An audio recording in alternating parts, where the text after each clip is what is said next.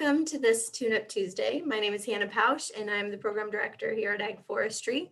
I have the privilege of facilitating Class 42's journey through Ag Forestry, and we started these Tune-Up Tuesdays as a way for the class to keep coming together and fine-tuning our leadership skills as we go through this fallow year where we are not meeting in person. And so we're excited to have all of you joining us as well today. And like many of you, for me, COVID has had some positive impacts and some silver linings. And one of those silver linings was the opportunity to connect with Dr. Terry Haney from the Nebraska LEAD program. So the Nebraska LEAD program is a lot like Ag Forestry. And in fact, our two programs have a long history over the 40 years of connecting and collaborating. So I'm very thankful for Dr. Haney's experience and enthusiasm as we wrestled with difficult decisions last spring on what to do with our programs. Dr. Haney has served as the director of the LEAD program and the president and CEO of the Nebraska Agriculture Leadership Council since 2007. He was a member of Class 20 of the LEAD program, and he says that was actually when he was in Class 20, that was his first time ever going to Washington, D.C. And now as the director, he has been to Washington, D.C. nearly 30 times and has led delegations to over 40 countries throughout the world. He and his wife have 2 adult daughters, and he's the proud grandfather of 3 grandsons. He also has many years and experience of serving on boards, and that is why we've asked him here to join us today and talk to all of us about boardsmanship. So we've set this up as a meeting because, again, we want you to have the most authentic opportunity to ask questions and interact with Dr. Haney after he concludes his presentation. So I see that many of you have taken it off of the camera mode, which is totally fine. If you do ask a question during the question and answer, we'll just ask that you do turn on your camera so we can see your face at that time. Without further ado, please help me welcome Dr. Haney with your warmest virtual applause, and I will hand it over. All right. Well, thank you, Hannah. I'm just honored that you asked to do this, and I appreciate your kind words. I too feel like, you know, the good things and there are a few good things that have come from our COVID experience, but it's getting to know Hannah and reconnecting with the Washington Ag Forestry program. Hannah mentioned that our programs, and some of you folks that have been around for maybe a little while may remember, of course, your director, Dave Roselip, and my lead director, Alan Bleasick, great friends and shared a lot of things together. And so there's a lot of similarities in our program as far as, you know, the 2 classes at the same time and, you know, the international experiences, what we're trying to do and those types of things. So Dave's a good friend of mine. With sadness, my mentor, Dr. Bleasick, passed away this summer. And so, you know, but lead directors have a profound impact on you, whether you realize it or not. And I know that Dr. Bleasick will continue to guide me every day that I'm director of the program. With that, though, our business at hand is to talk about boardsmanship. And for those of you that have not served on a board or have limited experience, I hope that you can get something out of this presentation or of the sharing of my thoughts. For those of you that serve on some boards, hopefully it'll make you a better boardsman or boardswoman. And also for those of you that may become a director, an executive director of a board, I hope that this information will help you become a better executive director as you work with your nonprofit boards. And so with that, Hannah, I'm going to try to share my screen. We did it once, and we're going to try to do it again. And so, you know, I guess the question is, when you go through programs like ours, I don't know if I'm sure it's like this out in Washington. People are just waiting for the graduation to happen so they can ask our lead fellows here in Nebraska to serve on a board. You know, so the question becomes, wait a minute, you want me to serve on a board? And I think what's interesting about that is that there's a lot to boardsmanship that we need to really think about as we take that endeavor on. It's a very serious thing. And I put a few notes down because I don't like to just shoot from the hip, but I want to share with you, isn't it true that everything we become accomplished at, we've had to work for? Okay, some people seem to be a little more easily, things come to them a little more easily and with certain skills, but in the end, we really get out of something what we put into it. And it requires some dedication, it requires practice, and boardsmanship is that way. Being a good boardsman is something that you learn and you practice and you continually develop it. Being a good boardsman and serving on a board is really about respect and responsibility. And today more than ever, we need good boardsmanship to get our work done and to build trust and serve those people that are our stakeholders. And so, that's just my first little thing about it. But I don't have any answers. I'm a nonprofit. And I think, we go to the mountain to get those answers. And I'm going to take this from a nonprofit perspective. The people that work with on our types of boards or the boards that you'll serve in, they're not the kind of boards that are going to pay you a stipend for serving on them. The former governor, former United States Senator, and former U.S. Secretary of Agriculture, I believe that when he was asked to serve on the John Deere Board of Directors, I think the stipend was like $100,000. I'm still waiting for my invitation from Deere and Company for that position, but I'm a nonprofit person, and that's what we're going to talk about. And I think and Matt, maybe you can relate to this also along with Hannah, fairy tales for board members. And I think you can read the cartoon. I'm all about having a sense of humor. We always dream about that one person that will fall in love with our program and write the big check, and we'll all live happily ever after and ever and ever. So observations, these are just my thoughts. I'll share with you. Served as an executive director before that of the LEAD program. While I was going through the LEAD program, I was a extension educator based in a county here in South Central Nebraska, but I also had some statewide programming. So, I worked with extension boards, 4-H councils, and then previously to that, I was a high school ag teacher. And ag teachers are notorious like lead directors that we see somebody has a good idea and we're going to ask to steal it and we're going to try to use it and make it work for us. But, as a high school ag teacher, working with my FFA members, my FFA officers, working with school boards and seeing them in action. And that's can be a real life learning event there. But other community types of organizations that I was involved in, you gain those experiences, and that's what's put me where I'm at. Let's just talk a little bit what I think about a good board member.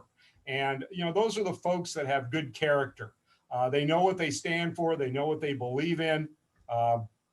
They truly care about service. They are the servant leaders. People don't ask you to join a board. They ask you to serve on a board. And so that's what we look for. People that have strong integrity, good moral judgment. They're calm people in the heat of the battle. They remain calm and or have that willingness to serve. And then they have that relevant experience and background. And I think that's really important when I look at the board of directors that we have that govern our Nebraska LEAD program is they come from all walks of life. We've got farmers, we have ranchers, we have bankers, we have people that are involved in cooperative education or in cooperative organizations. We have board members that serve on commodity boards. They have a wealth of experience, and they've really got some really cool professional background that help bring some real things to the table. And they have strong people skills.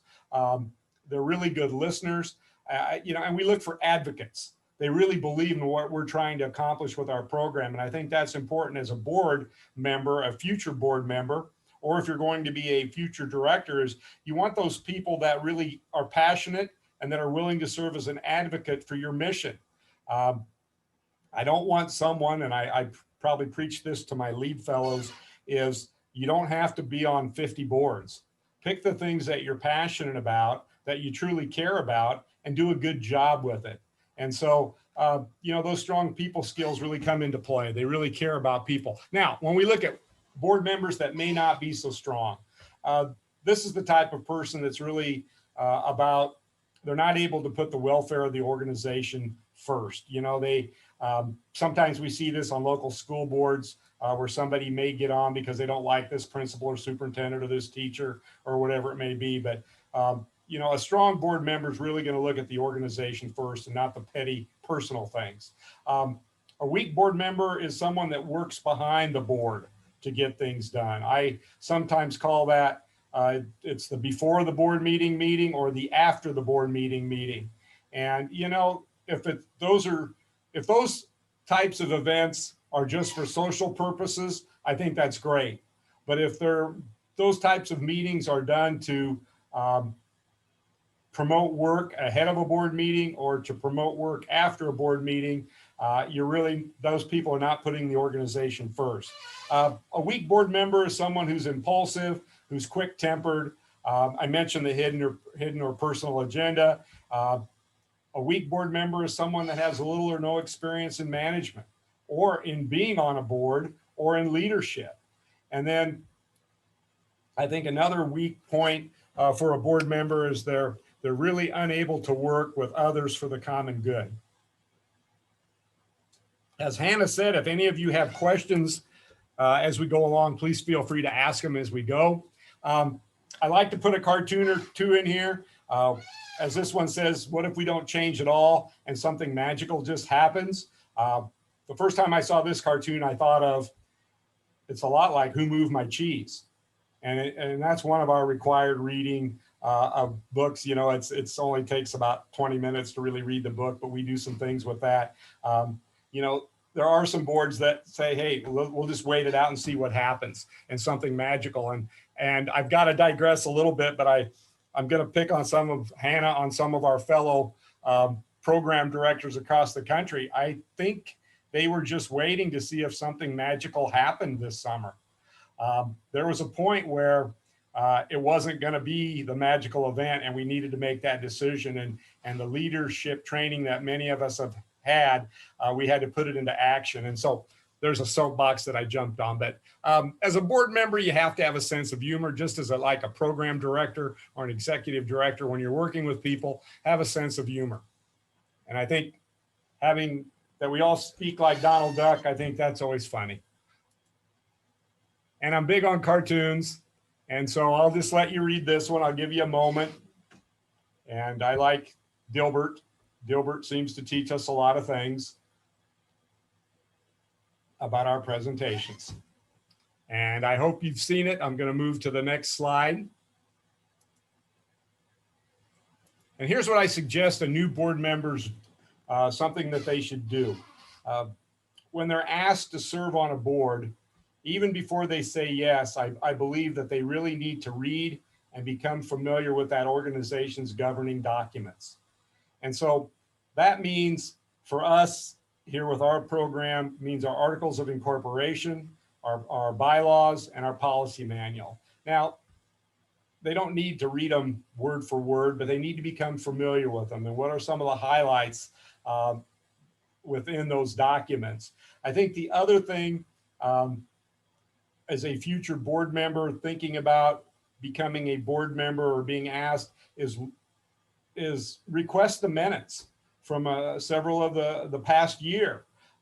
What I try to do with our board members is to kind of bring new ones up to speed is when they're elected in March, I begin sending them my monthly narrative. So they have an idea of what happens in our office on a monthly basis, some of the highlights, some of the travel that's happening, seminars that are going on, what my support staff's working on, some of the programs and meetings, things that are happening with us. I want them to have a good idea about what this organization's all about, that it's not just Terry travels to Western Nebraska for a 3-day seminar, or I travel to Kansas City, Washington, D.C., and Chicago for 10 days for our national seminar, or we're overseas to Costa Rica and Brazil for 16 days. I want our board members and future board members to really know what happens not every little thing that happens in our office, but whether it's meetings with an agribusiness club, meetings with our vice chancellor and other administrators here at the university, if I'm meeting with the corn board members, just to give them a real idea of the things that happen in our office. So I really suggest that as you become a great board member, before you even say yes, you read and become familiar with those documents. I think a key thing is remember that a new board member, and any board member for that matter, really understands their role. As a board member, you're not the micromanager. You're in a position for governance, for policy making, for policy review. You've got a executive director that's already hired to do those types of things. It's not your job to be the micromanager. And I'll talk a little bit some do's and don'ts later, but I think that's really important, is to let that executive director do their job and then understand your role as a board member. And do your homework. I think it's really interesting how many boards that I've sat on, either as a board member or as a someone in charge of it, whether it's as a county extension educator or whatever it may be, but people show up and that's when they open the board packet. They've not read anything ahead of time, and they have no idea even what's the agenda items are. And so you can make a real positive statement by just reading the handouts. What are those documents that you need to read, look over, what's on the agenda? If you have some questions, send an email, call the office, whatever it might be, but do your homework ahead of time. I doubt if some of the boards and nonprofits are going to be that controversial on the things that we work on, but there are going to be instances where there's going to be some big decisions to be made. For us, this last August was putting our program on pause, and that required our board of directors to make some phone calls to some certain key people around the state just to get some ideas on what their feelings were. So that's doing your homework. And then as a board member, I talked a little bit about this earlier, don't spread yourself too thin. As a graduate of our type of a program, you're going to be in big demand, but you want to be able to attend those meetings. You want to participate and add value and then render decisions when it's appropriate. People that belong to too many organizations can't do justice to any of them. And so, one of the things that I think programs like ours, what they do is they help us become passionate what we really like, what we want to make it, put an influence into, but they should also help us be able to say no. Being able to say yes is pretty easy because, you're a recent graduate of the Ag Forestry program or the Nebraska Lead program, and people want you, but you really need to take a look and say, okay, is this something that I can add value to on this organization? Am I passionate about their cause? And do I have the time to attend and participate? So I hope a new board member really considers that before they get on board. It's cartoon. That was getting too serious. I'll let you read that.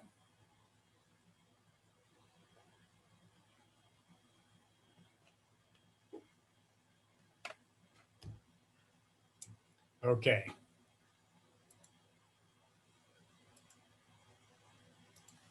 Oh, let me just go back one if I can.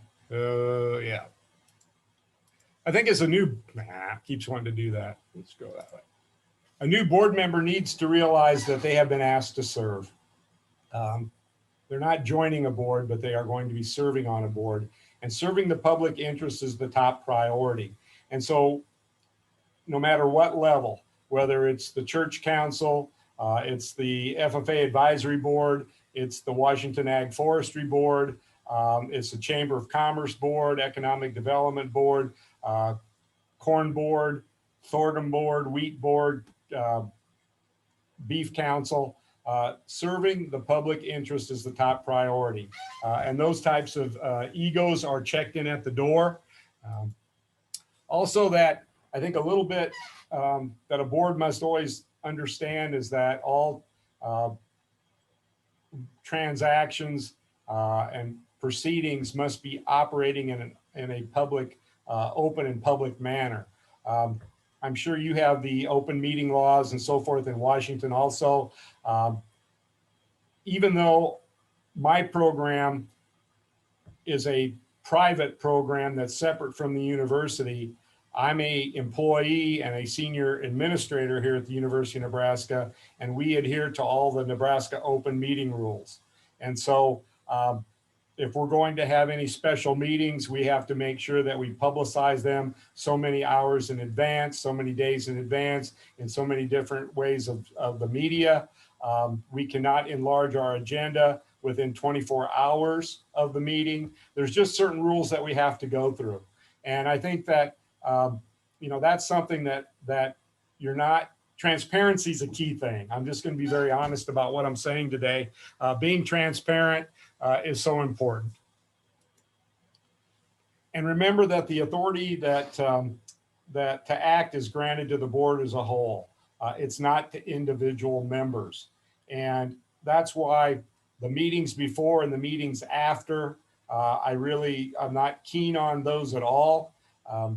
I think we have to understand that boards need to be uniform in their decision making. Doesn't mean you're always going to agree with what the action item might be, but to have a voice as of one, I think that's very important. And then that dirty word that's out there nowadays called compromise. It's very important to reach a consensus. I think that's, as a new board member, understand that compromise might be necessary. As a leader, we understand those things, and setting a good example for your constituents, your stakeholders, for the public is very important. And of course, I was getting too serious again, so we got to get to a cartoon.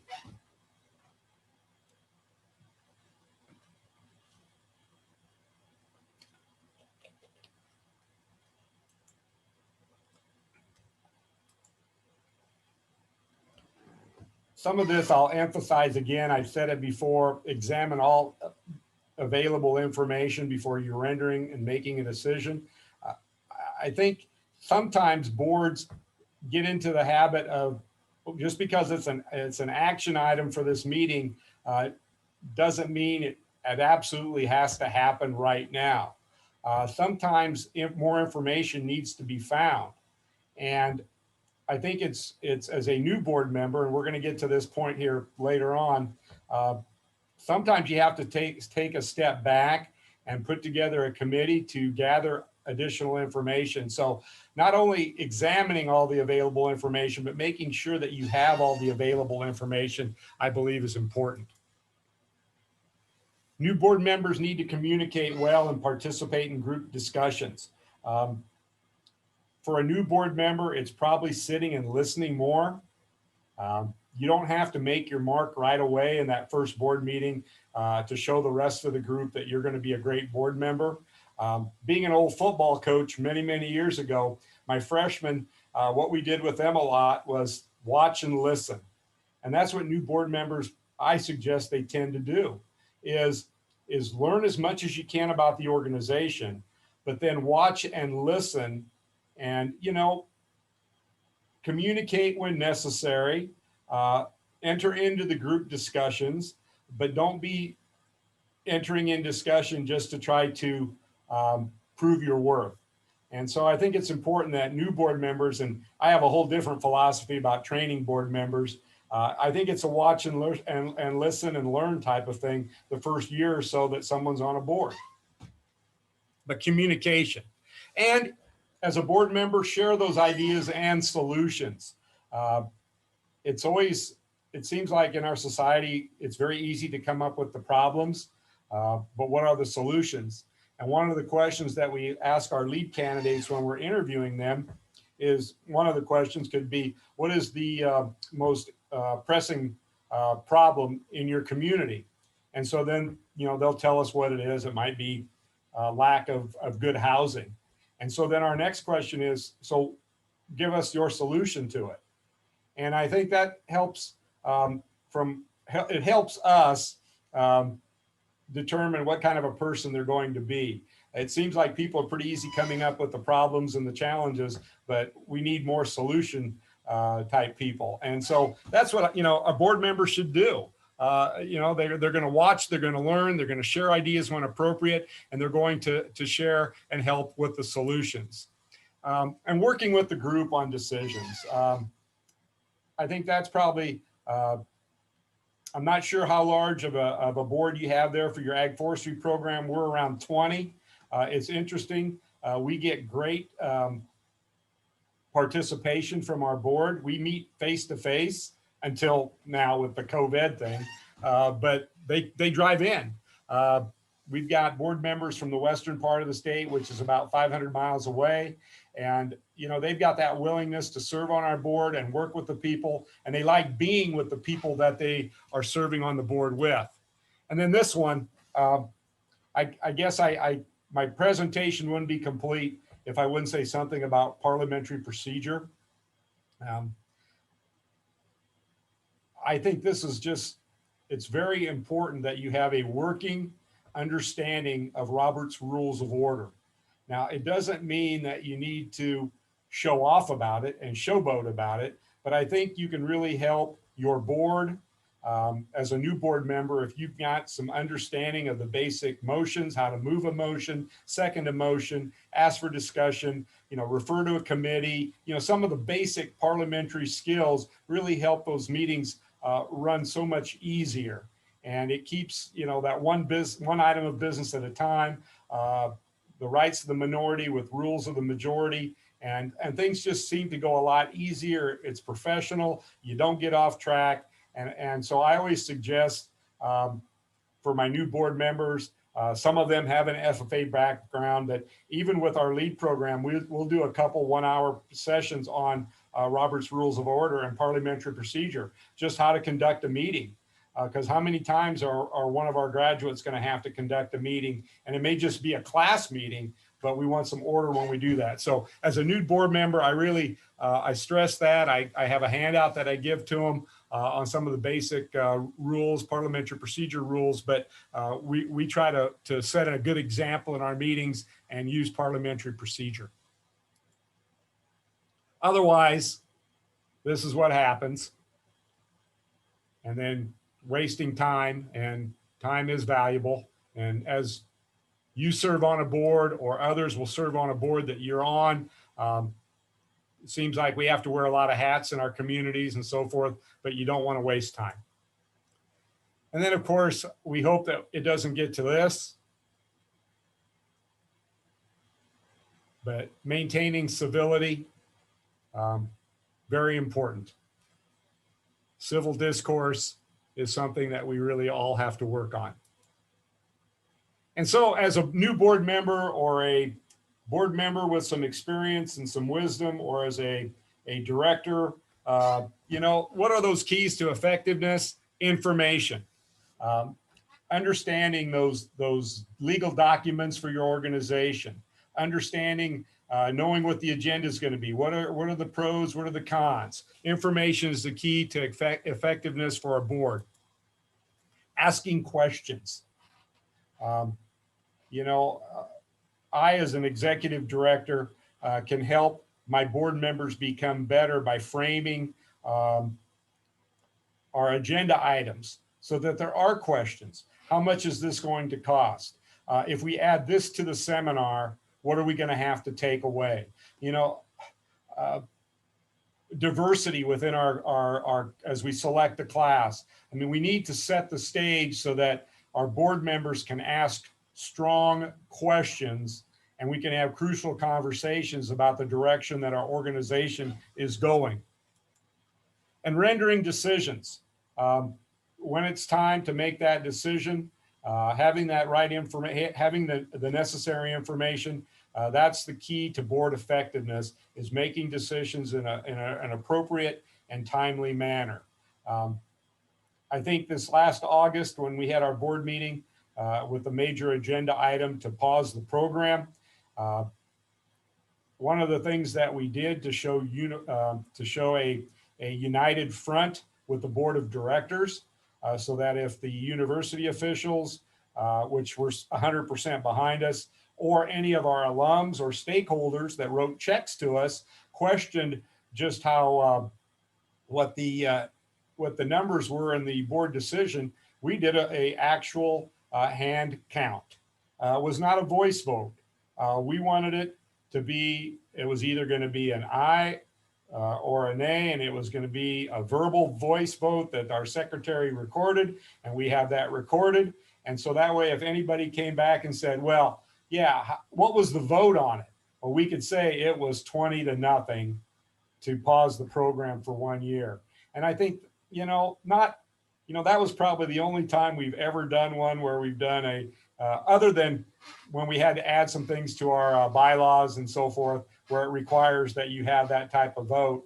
But, those types of decisions don't happen very often. And so when they do, you want to document. So along with decisions, I want to also say documentation of what happens at those meetings. And then engagement.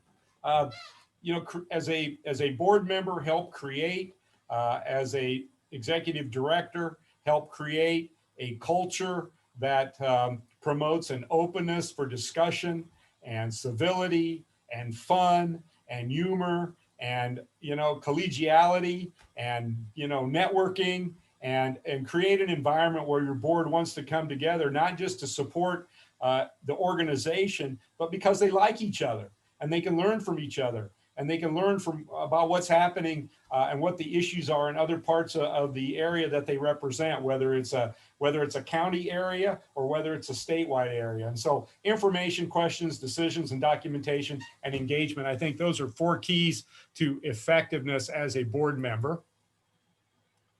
And of course, I don't think this will ever happen where a board of directors will give me this type of power. And then, of course, we've got to come back to Dilbert here before we start wrapping things up, and I'll entertain any questions that you have. And I hope you can see that last cartoon there. It's kind of hiding in the side there. And if Hannah would like the presentation, I can send it to her, and you're certainly welcome to have it. And that's it, folks. I'm going to get away from the sharing thing. And I know we've got a little bit of time here, 15, 20 minutes or so. I'd entertain any questions that you might have.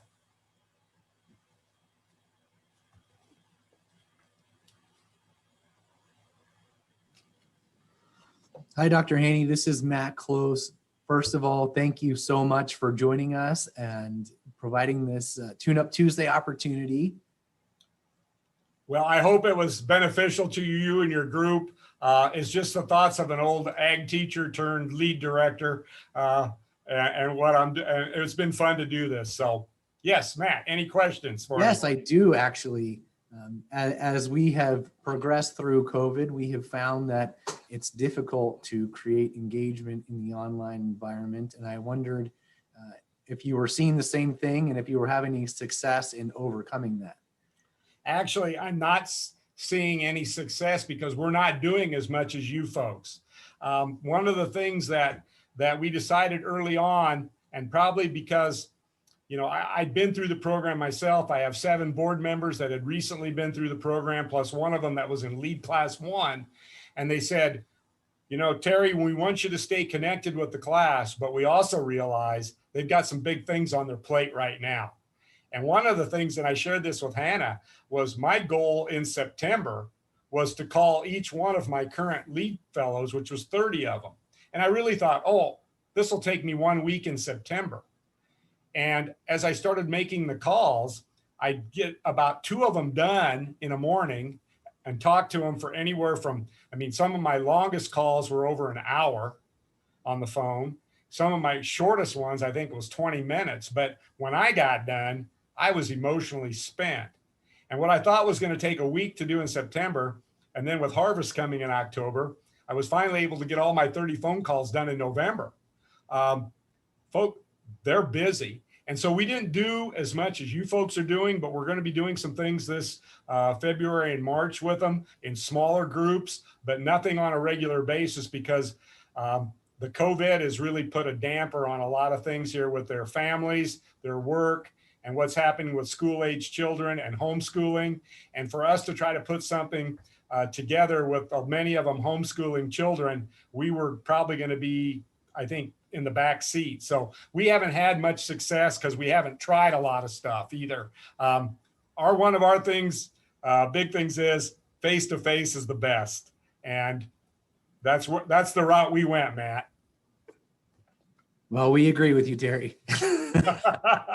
I'm hoping for next September. Yeah.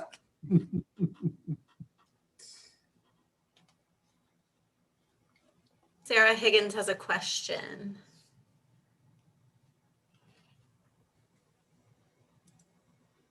Sarah, are you there?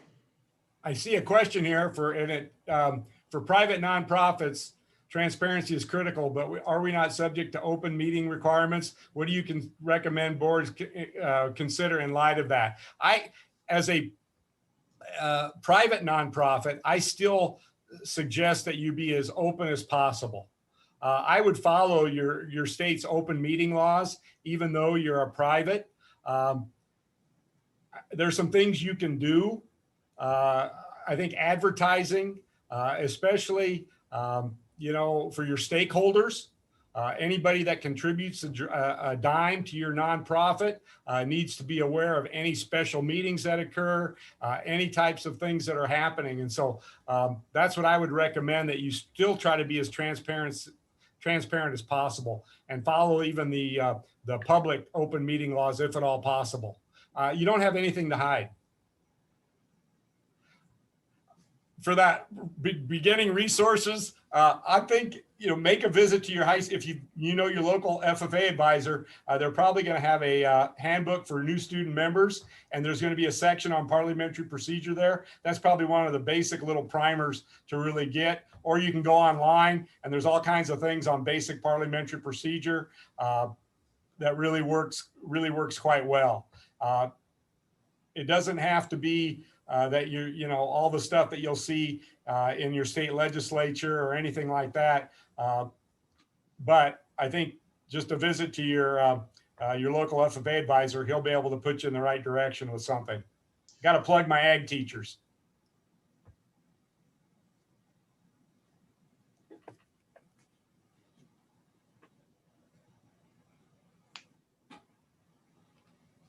Jenny, did you have a question?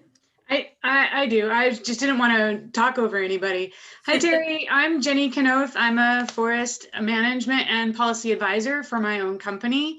I'm in Ag Forestry Class 41, and we are awaiting an actual graduation. I have served on a lot of boards, and I really think nonprofit, tree farm, SAF, statewide leadership, and it's a board, but it's the SFI Implementation Committee. Also working with committees, not necessarily boards, but state committees with multi-stakeholders. So first I wanted to say thank you. I found all your information really, really prudent, like really timely. The biggest thing I found is the Roberts Rules. I think that it was a blessing in high school that I had to learn it. And I can't even believe that I've remembered as much as I have. However, I would like to get a hold of that one-page primer you have. Maybe I could help share that with some of my committees. Is that something you could share with us today? I'll send it to Hannah. Give me a couple days and I'll get it to her and she can share that with you. That'd be great. Yeah, it's real simple. I think the key thing with parliamentary procedure is you really have to say, hey, we're going to be an organized group, whether it's a committee or whatever it might be, any level. When my wife was a 4-H leader and we had 8-year-olds at our house many years ago, that's where it started. And this will really date me. When I was a high school freshman, we did 6 weeks on parliamentary procedure in our English class. Wow. And yeah. And, now we don't even do a great job of teaching civics in high school, let alone parliamentary procedure. And so, those skills and abilities, really come in handy. And I appreciate your kind comments. Yeah, thank you. Just a follow-up question, because I felt like I was really long-winded about me, which was not what I meant to do. How do you control people like that? When we're in a committee and we have some folks that are very verbose and maybe even repetitive, do you have some tips on helping board meetings go a little smoother when you have over talkers? Well, I think you just have to, if you're practicing parliamentary procedure, you can always limit the debate to the next two speakers or the next speaker, or probably two speakers, one from each side if there's opposing sides. But once it starts to get to the point where it's the same stuff being said, calling for the question just means we're going to vote. Vote to see if we're ready to vote, those types of things. So that a good working sense of how to use parliamentary procedure really comes into play. But it's not something that you can just jump right in and do without the group understanding that. I think that's the first thing when you get a small committee together to say, okay, we're going to be organized. We're going to run this thing by Robert's Rules of Order. And it's just being professional. And that's what our programs are trying to do, is teach professional and personal leadership. Thank you. One, I've got to say this before our time's up, and there may be a couple more questions. And Matt and Hannah, I don't know if you've ever had this happen to you yet. Sometimes we get some graduates, not very often, but when they graduate, their britches, they get a little too big for their britches. And so they end up serving on a board, and they end up doing a little showboating and upstaging might be the director of the local co-op. And in Nebraska, some of our grain cooperatives are quite large businesses. But the showboating and the show-off type stuff, I've gotten a call from an exec director saying, can you rein this person in a little bit? They're kind of just showing that they're pretty dang important. And so, my challenge to my lead classes, of course, this was graduates of the previous director, not any of mine. But, I always challenge them is, have those conversations with an executive director behind the scenes, pick up a phone, stop in early in their office, but don't be airing the dirty laundry in front of the whole group. And, I've written a couple columns in our newsletters every so often just to remind our graduates that because they've gone through our program, they are held to a higher standard. They are under a microscope, and their behavior is out there for everyone to see.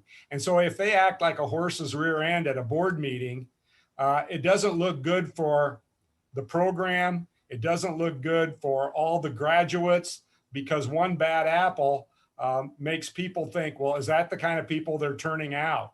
And that can really hurt, with sponsors and supporters and fundraisers and the credibility of the program. So I really challenge, my folks and your folks that as you are a board member, if you have a difference of opinion with the executive director about something, do it behind the scenes. Don't be bringing up the dirty laundry, airing it out in front of the whole group. Okay. I just wanted to make sure I shared that someplace in there. And Hannah and Matt, you might be able to add to that also. Your folks would never do that. Never. Anything else for the good of the cause, folks? It looks like Rick has a question. Yeah. I've been around for a long time. I was a class 4 of ag forestry and served on the board of ag forestry for many years. And I'm now retired, but I have served on many boards in my career and currently serve on some boards. How do you deal with a board that is, I'm going to say, somewhat stagnant? You've got some board members who've been on there for a long time, aren't really good contributors to it. And then a second question is, how do you know when you should get off a board? I'm kind of approaching that point in my life, I guess. I've been on boards for so many years.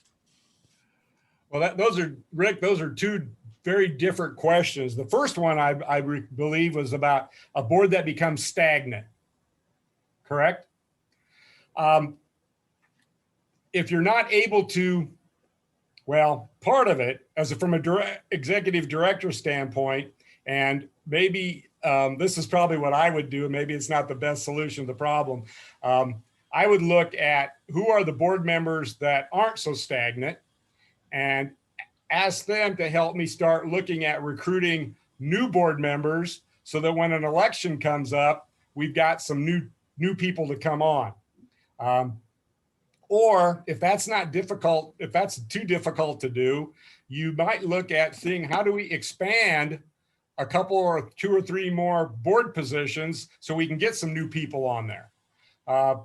That might be another one. The third thing for a stagnant board is start challenging them more. The executive director is going to need to start challenging them more and help bring them into the fold and maybe require them to do some more work as a board member. It doesn't mean that they just show up to the board meeting, but having assignments and work to do outside on whatever the issue may be. An example for us several years ago, we thought about raising our tuition. So we put some people in charge of gathering that information. Whatever it might be, use your imagination. And then how do you know? The second question was, how do you know when it's time to ride off into the sunset? You just know. You know when it's time. It's a gut feeling. My previous director, when he was thinking about retiring and when he did make that decision, he really reached back to an old ag teacher friend of his, said, Alan, you'll know when it's time. And I think that's the only thing I can tell you. I know it's not time for me yet as a lead director. I have about 3 or 4 years, but I think, Rick, you'll just know when it's time to start turning it over and be ready to groom that next person to take your spot on those boards. Yep, thank you. I am approaching that time, and one of the participants here is kind of my designated person. There you go. Sounds like a good plan. Yeah, well, from an old ag teacher to another ag teacher. Thank you.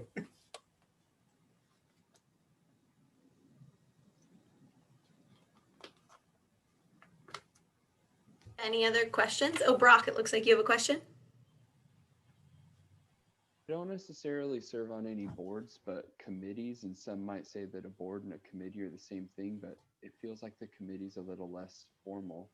However, one of the committees I serve on, they never stick to the agenda. They never stick to the time slot. And it seems like an hour to an hour and a half meeting set time ends up being 3 hours, and we're all volunteering on a weeknight.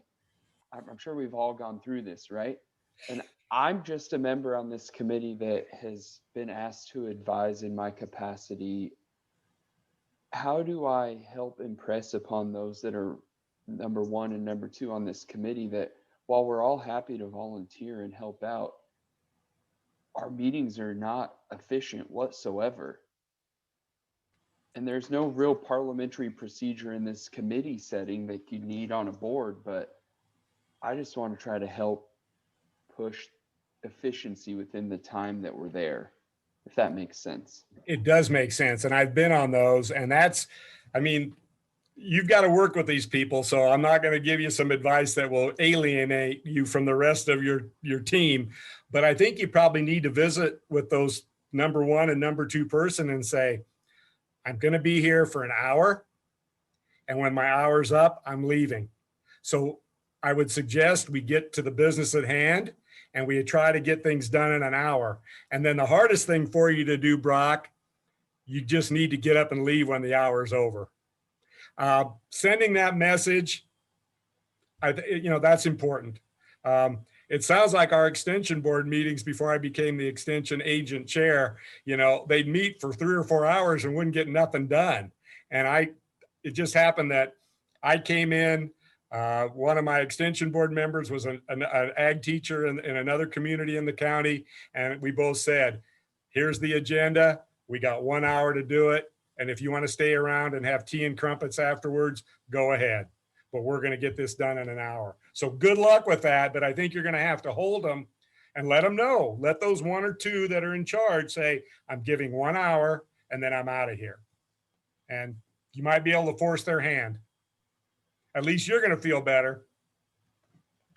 Another suggestion came, Margaret says that at her HOA meetings, they have cocktails at the end, but they only get to have the cocktails once every agenda item has been addressed. I Nice. really love that idea. That is a good one. I like that. Exactly. So there you go. I didn't know if I could bring up cocktails here. That's the meeting after a meeting where no business gets discussed. You just have social time. Well, good luck with that, Brock. Thank you. All right. Did we have any other questions? It looked like a couple people turned on their cameras.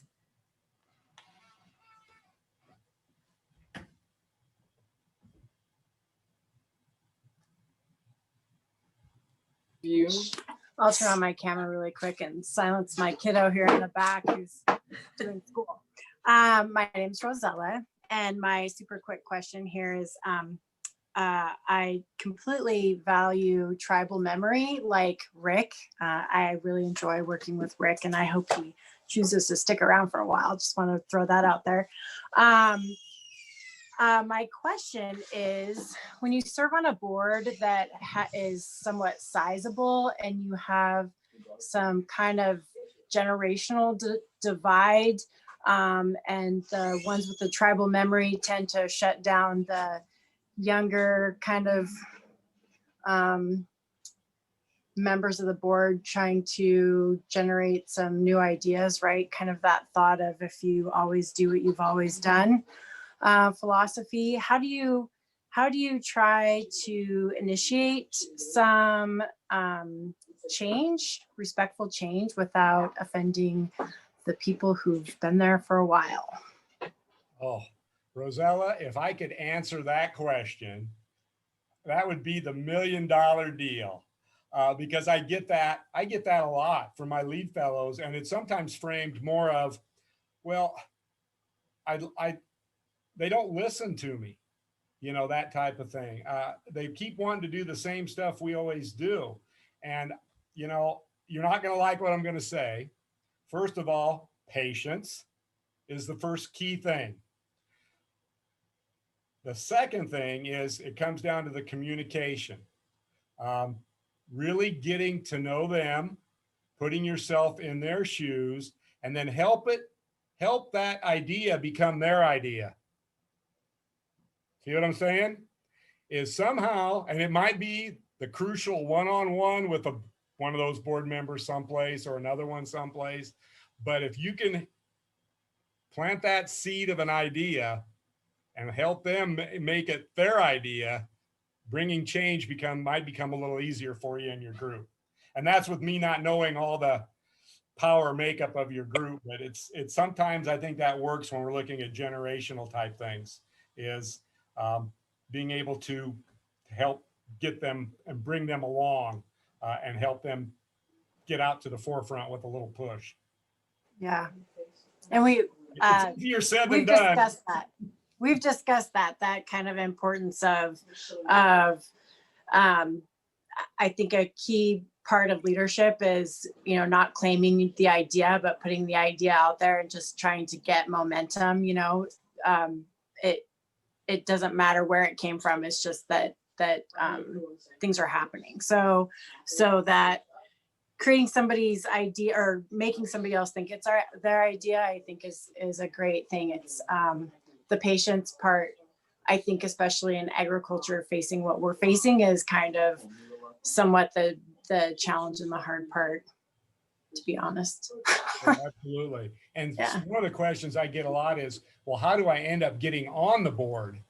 Because this group doesn't want anyone under the age of 30 on the board or under 40 on the board.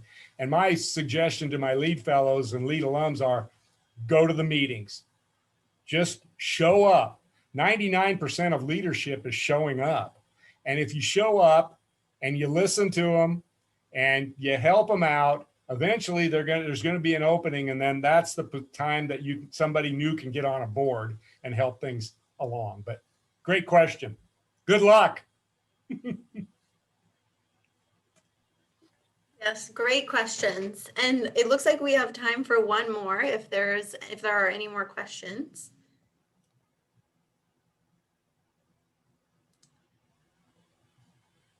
All righty.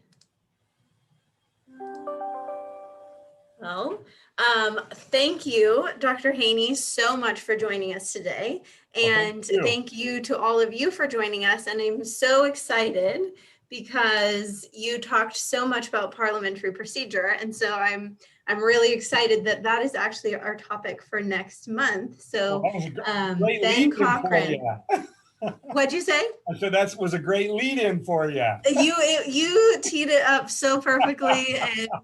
And so Ben is a member of class 41. He'll be joining us next month. And then in March, we're going to be doing collaborative decision making. So thank you all for being here with us today. And we hope that we will see you next month. And if you will please help me with your virtual applause. Thank you so much, Dr. Haney. Well, thank you. I appreciate it. And I had a great time, and I hope that in some small way I helped you and your group out. So thank you very much. Keep in touch, Hannah. I know you and I will be talking. That's right. We'll connect soon. Thank you. Everyone have a wonderful afternoon.